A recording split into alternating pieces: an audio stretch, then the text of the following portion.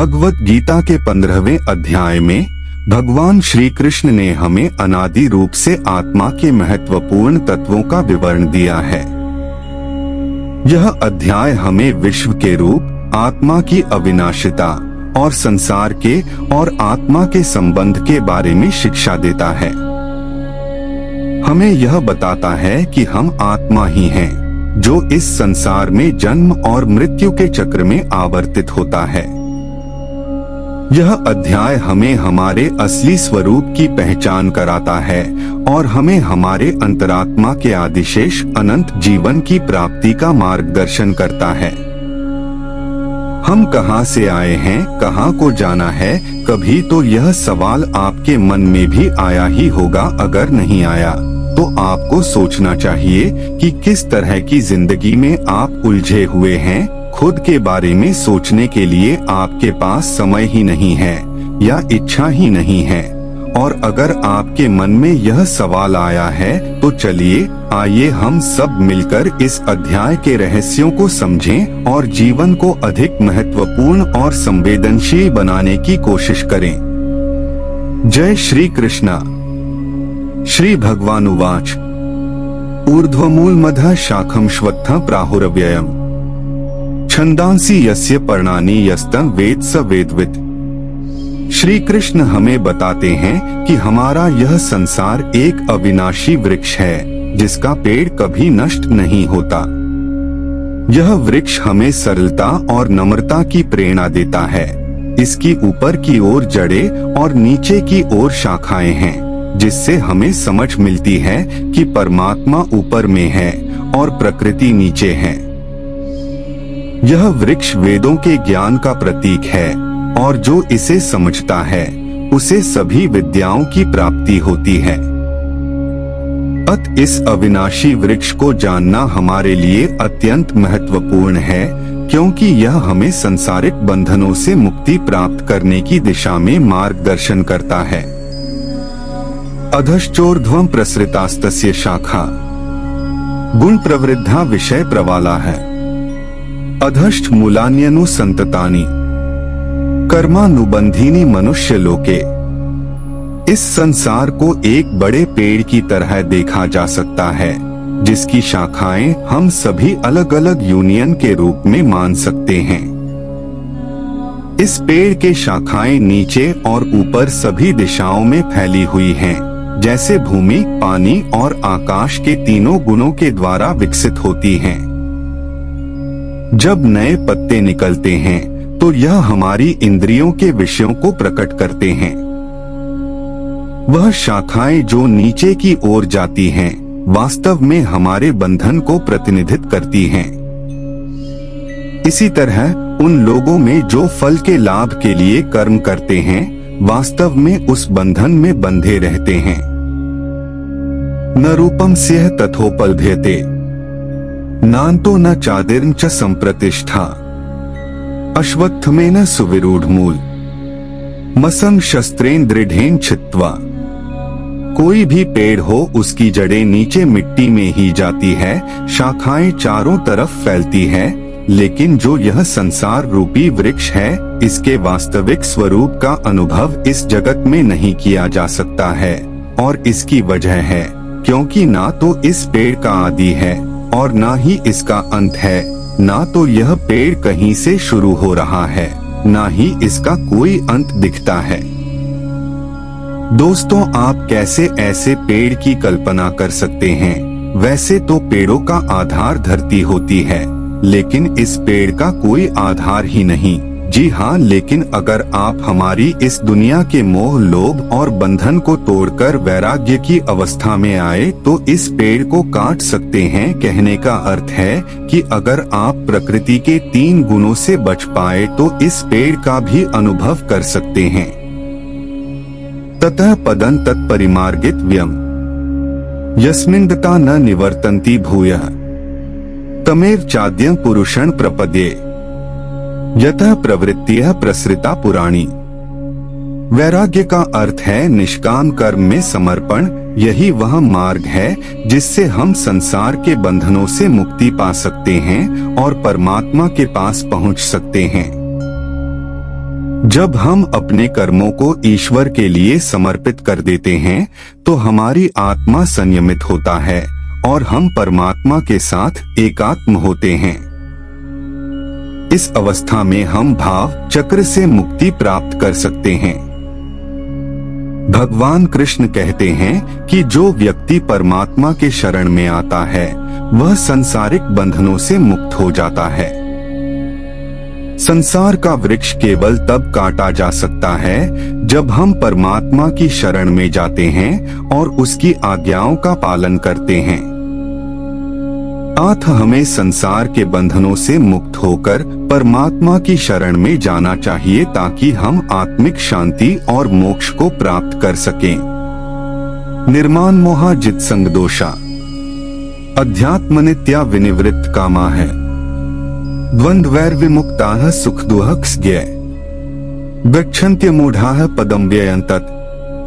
संसार रूपी वृक्ष कैसे कटता है उसे बताते हुए कृष्ण कहते हैं कि जो मनुष्य मान प्रतिष्ठा और मोह से मुक्त है और जिसने उन मनुष्यों की संगति को त्याग दिया है जो सांसारिक विषयों में लिप्त है, ऐसे मोह से मुक्त हुआ मनुष्य ही उसे अविनाशी परमधाम को प्राप्त करता है। हम सब कुछ सोसाइटी में अपने स्टेटस के लिए करते हैं दोस्तों, इसी मान प्रतिष्ठा से मुक्त होना है और ऐसे लोगों से दूर रहना है जो इस दुनिया में कर्म सिर्फ फल के लिए करते हैं, उनकी संगत से बचना है। दोस्त, अपनी सांसारिक कामनाओं को समाप्त कर हमें सुख दुख का भेद खत्म करना है और अगर हम ऐसा कर सकते हैं तभी हमें प्रभु मिलेंगे। न तद्भास्यते सूर्यो न शशांको न पावकः यद्गत्वा न निवर्तन्ते तद्धाम परमम्। कृष्ण सांसारिक पेड़ को काट परमधाम पर पहुंचने की बात कर रहे हैं। वे बता रहे हैं कि यह परमधाम सांसारिक जगत से अलग है। यहाँ पर आने के बाद कोई भी व्यक्ति फिर से इस संसार में वापस नहीं आता। यहाँ का अनुभव सांसारिक जीवन से पूरी तरह भिन्न होता है। समझिए, सूर्य, चंद्रमा और अग्नि जैसे उपकरण सांसारिक जगत का हिस्सा हैं, जो कि सांसारिक सत्ता को प्रकाशित करते हैं, परंतु परमधाम को उनका प्रभाव नहीं पहुंचता। यह एक ऊंचा और निर्मल स्थान है जहां आत्मा मुक्ति और शांति का अनुभव करती है। इस परम धाम की अद्भुतता को समझने के लिए हमें आत्मा की स्वाभाविक धारणा से ऊपर की दृष्टि लेनी होगी। यहाँ का अनुभव वास्तविक आत्मा के रूप में स्वीकार करने पर ही संभव है। इसलिए कृष्ण जी हमें इस परमधाम की सच्चाई को समझने के लिए अपनी शिक्षाओं से प्रेरित कर रहे हैं। श्री भगवान उवाच ममैवांशो जीव लोके जीवभूतः सनातन मनः षष्ठानीन्द्रियाणि प्रकृतिस्थानि कर्षति। प्रकृति में जब ब्रह्म का अंश मिलता है तो हम प्राणी बनते हैं। इसी बात को समझाते हुए कृष्ण कहते हैं कि संसार में प्रत्येक शरीर में स्थित जीवात्मा मेरा ही सनातन अंश है। जो भी जीवित प्राणी आप देखते हैं उन सब में कृष्ण का ही अंश है। दोस्तों, हर एक प्राणी में ब्रह्म है और यह सब प्राणी अपनी मन सहित इच्छाओं, इंद्रियों के द्वारा प्रकृति के अधीन होकर काम करते हैं। जो प्रकृति के 3 गुण हमसे करवाते हैं हम वह करते हैं। कर्ता यानी कि करने वाली प्रकृति है, हम नहीं। इसीलिए जब हम प्रभु के परमधाम को पाने की कोशिश करते हैं तो हमारे अंदर का ब्रह्म उस ब्रह्म में मिल जाता है जिसका कि वह अंश है और इसीलिए वह वापस धरती पर कभी नहीं आता। शरीरं यद वाप्नोति यच्चाप्युत्क्रांतीश्वरः गृहीत्वैतानि संयाति वायुर्गंधा निवास्यात्। जब तक हमारे शरीर का जीवन है उसमें आत्मा रहती है। शरीर का समय खत्म होने पर आत्मा को दूसरे शरीर में जाना होता है, लेकिन दूसरे शरीर में जाने का आधार क्या होता है? आपके कर्म, छहो इंद्रियों के कार्यों के जो संस्कार होते हैं उसके साथ ही आत्मा एक शरीर का त्याग करके दूसरे शरीर में चली जाती है यह एकदम वैसे ही होता है जैसे वायु गंध को एक स्थान से ग्रहण करके दूसरे स्थान में ले जाती है। जो भी आप करते हैं, सोचते हैं, उसका हिसाब किताब होता है। दोस्तों, मृत्यु के समय यही हिसाब किताब आपकी आत्मा के अगले शरीर में संस्कार की तरह जाते हैं।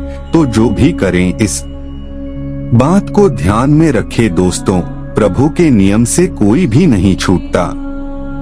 श्रोत्रं चक्षुः स्पर्शनम च रसनम घ्राणमेव च अधिष्ठाय मनश्चाय विषयानुपसेवते। एक शरीर का जीवन खत्म होता है, उसकी देह मिट्टी में मिल जाती है, लेकिन आत्मा पिछले जन्म के संसार के साथ दूसरे शरीर में जाती है और फिर दूसरे शरीर में वही प्रक्रिया फिर से चलायमान हो जाती है। जीवात्मा फिर से कम आँख, त्वचा, जीभ, नाक और मन की सहायता से ही विषयों का भोग करता है। फिर से सुनने, खाने, देखने जैसे कामों में लग करके कर्म करने लग जाता है और फिर से एक हिसाब किताब बनने लगता है अगले जन्म का। इसीलिए यह जरूरी है कि आप कोशिश करें कि आत्मा शरीर में से निकल सीधा ब्रह्म से मिले और आप जन्म मृत्यु से बच जाएं।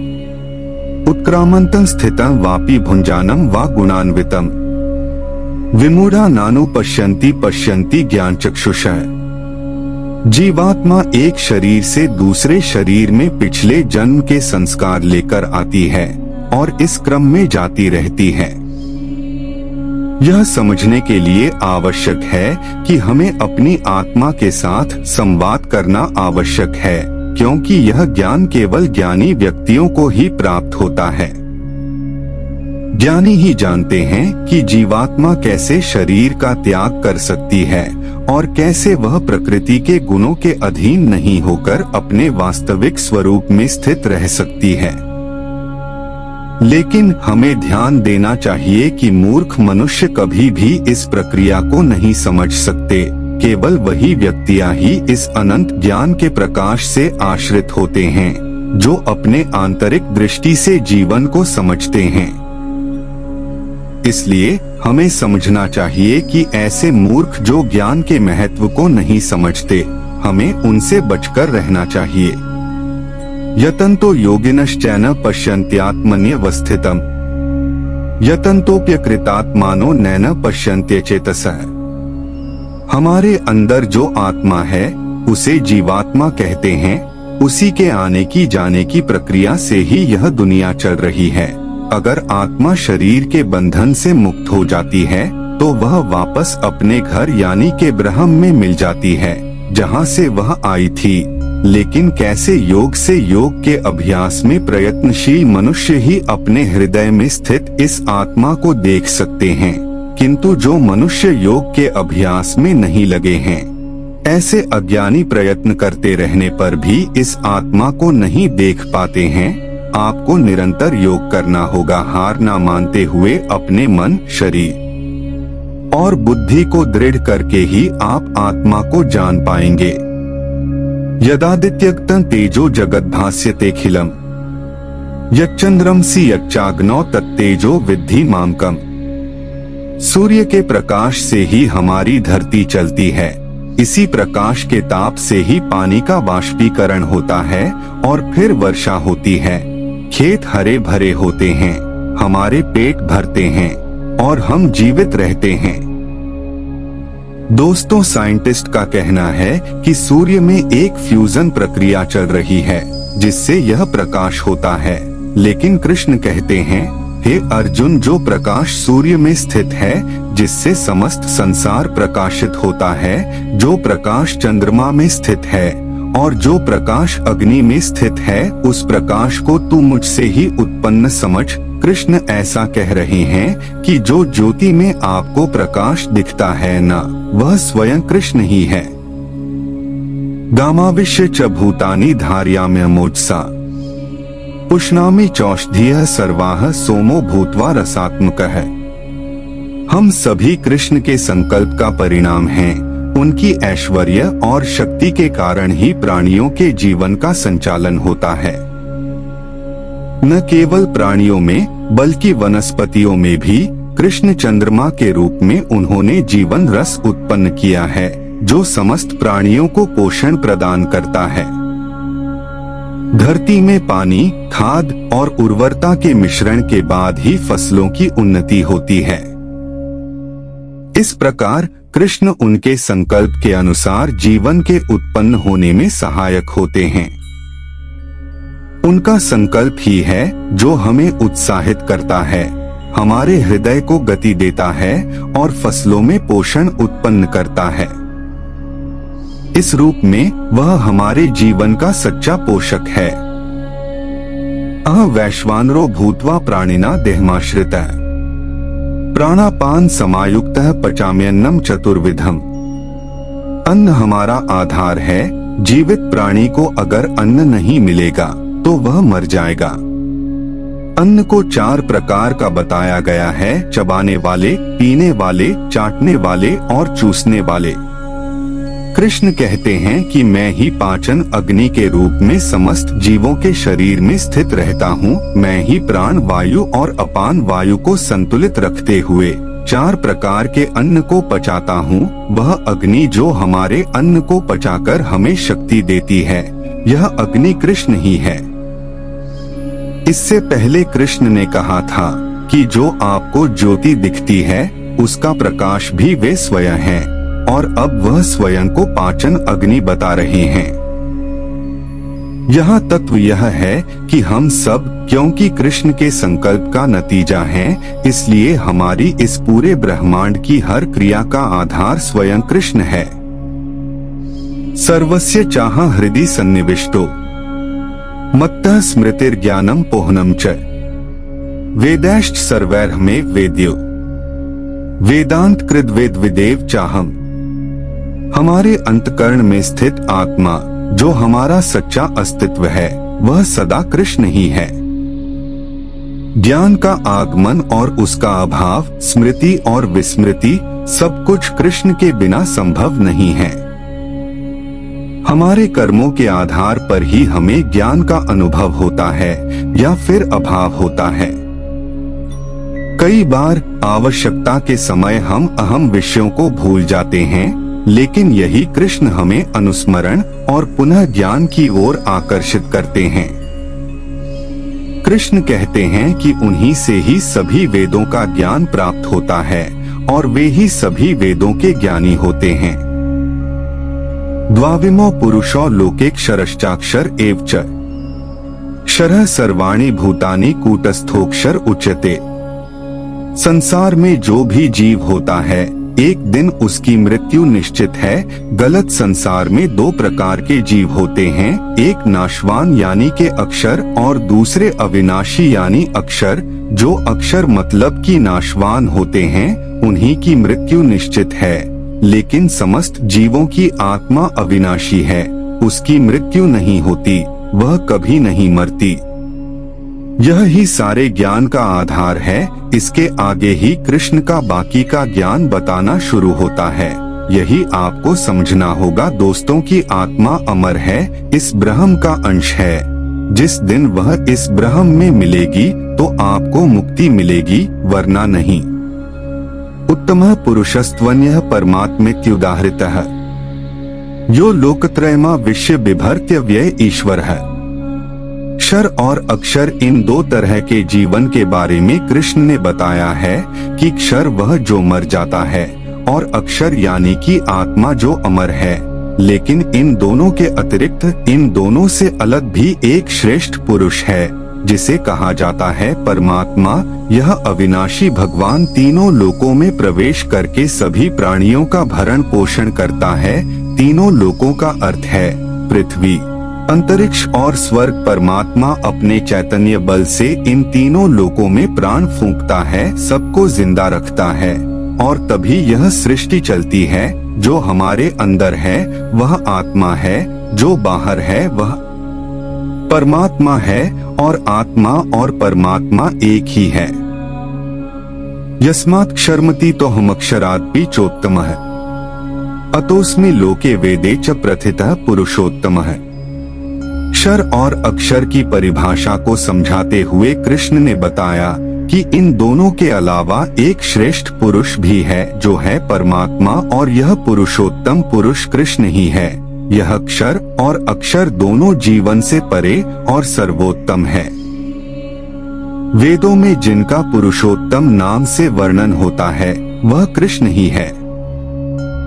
हमारी दुनिया के उत्तम की परिभाषा से इसे जोड़कर आप मत देखिएगा। यह उत्तम का मतलब धन, दौलत, वैभव या प्रतिष्ठा से नहीं दोस्तों, यहाँ उत्तम से अर्थ है जो अविनाशी तीनों लोकों में प्राण शक्ति को धरता है, जिसके बिना कुछ भी संभव नहीं, जो हम सब में है और हम सबके बाहर भी है। यो मामेवं सम्मूढ़ो जानाति पुरुषोत्तमम् स सर्वविद् भजति मां सर्वभावेन भारत। जो समझता है कि कृष्ण ही वह उच्चतम पुरुष हैं, जो हर जीव को उदार दृष्टि से देखते हैं, जो अविनाशी आत्मा को भी जानते हैं, उसे बिना किसी संशय के कृष्ण के इस भगवान स्वरूप को समझ लेने के लिए असली भक्ति का अभ्यास करना चाहिए। यहाँ भक्ति का अर्थ है भजन या कीर्तन नहीं है दोस्तों, भक्ति का अर्थ है अपने और परमात्मा के स्वरूप को समझना, जिसे हम नहीं जानते उसे कैसे प्राप्त किया जाए। भगवान को समझने के लिए हमें उसकी प्राप्ति के लिए कोशिश करनी चाहिए। यही है सच्ची भक्ति, और यह केवल उन्हीं के लिए संभव है जो अपने और परमात्मा के स्वरूप को समझते हैं। इति गुह्यत्म शास्त्रमिद मुक्ता मया नघ एतद् बुद्ध्वा बुद्धिमान् स्यात् कृत कृत्यश्च भारत। श्री कृष्ण हमें उस अति गोपनीय रहस्य के बारे में बताते हैं जो पुरुष, आत्मा, परमात्मा और पुरुषोत्तम के ज्ञान में समाहित है। वे यह सार्थक ज्ञान हमें सही तरीके से समझाते हैं, जिससे हम बुद्धिमान बनते हैं और हमारे सारे प्रयत्न पूर्ण हो जाते हैं। अर्जुन की दुविधा के कारण ही भगवान कृष्ण को गीता का ज्ञान देने की आवश्यकता पड़ी, जिससे हमें यह मोस्ट सीक्रेट ज्ञान प्राप्त हुआ। गोपनीय इसलिए भी कि इसे समझने के लिए किसी को पूरे वेद और सारे शास्त्र पढ़ने की आवश्यकता पड़ती, लेकिन यहाँ कृष्ण ने खुद को सारे वेदों को जानने वाला और साथ में खुद को ही सारे वेदों में जानने योग्य बताया है। इसीलिए कृष्ण ने हमें पुरुषोत्तम योग अध्याय में पुरुषोत्तम कौन है और उसके बारे में संपूर्ण ज्ञान प्रदान किया है। यदि हम इस बात को समझ लेते हैं तो हमें और कुछ जानने और समझने की आवश्यकता नहीं होगी। तो दोस्तों, हम यहाँ एक विराम लेते हैं। अब आपसे मिलेंगे भगवद गीता के अध्याय 16 में, जिसमें हम सात्विक, राजसिक और तामसिक गुणों के बारे में विस्तार से जानेंगे। हम इस अध्याय को बार बार सुनकर अपने दिनचर्या में उतार सकते हैं। तब तक आप अपने दोस्त को आज्ञा दीजिए। जय श्री कृष्णा।